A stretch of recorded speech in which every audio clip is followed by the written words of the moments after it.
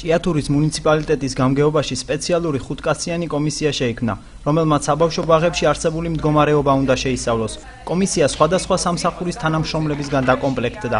კომისია ეს სამუშაო ჯგუფი, რომელიც ამ საკითხს შეისწავლის რაიონის მასშტაბით, შემდეგ დავდებთ დასკვნას, აი დღეს მთელი შემადგენლობა კომისიის სხვადასხვა სამსახურებიდან არიან სპეციალისტები, არქიტექტურის სამსახურია, ინფრასტრუქტურის სამსახური, ზედამხედველობის სამსახურია, ეკონომიკური სამსახურიდან მე ვარ თვითონ, საკრებულოდან კომისიის თავმჯდომარეები არიან დეპუტატები, ბატონი თენგიზ სამხარაძეა, ოლეგი კობიაშვილი და ამ კომისიას სამუშაო ჯგუფს ხელმძღვანელობს გამგებლის მოადგილე ბატონი გოგი ციცქიშვილი.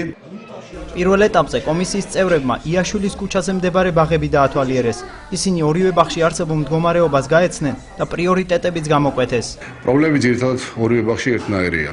ფაქტიურად როგორც კათბობის სისტემა, ლაბორატორია კარებებზე, ლაბორატორია მინებზე, ანალოგიური სიტუაციებია იატაკზე და ჭერზე.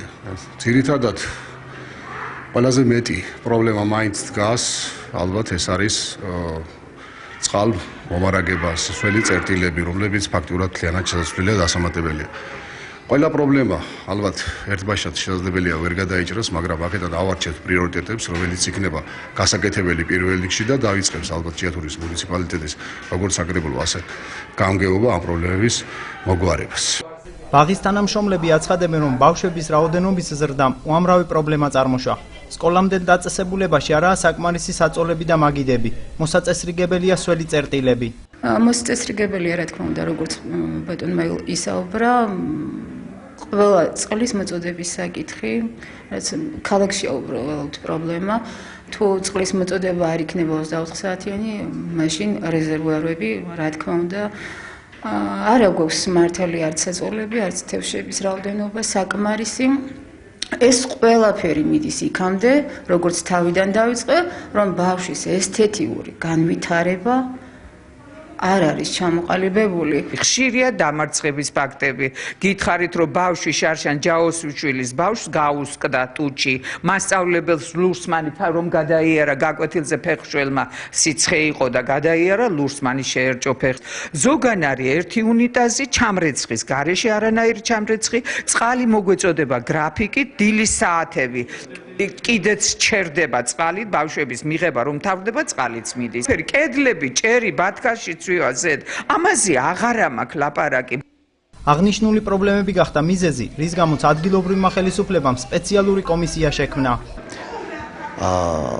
ძალიან ცუდია, რომ ბავშვები მორიგეობით სადილზე ჭამდონ საჭმელს, მორიგეობით.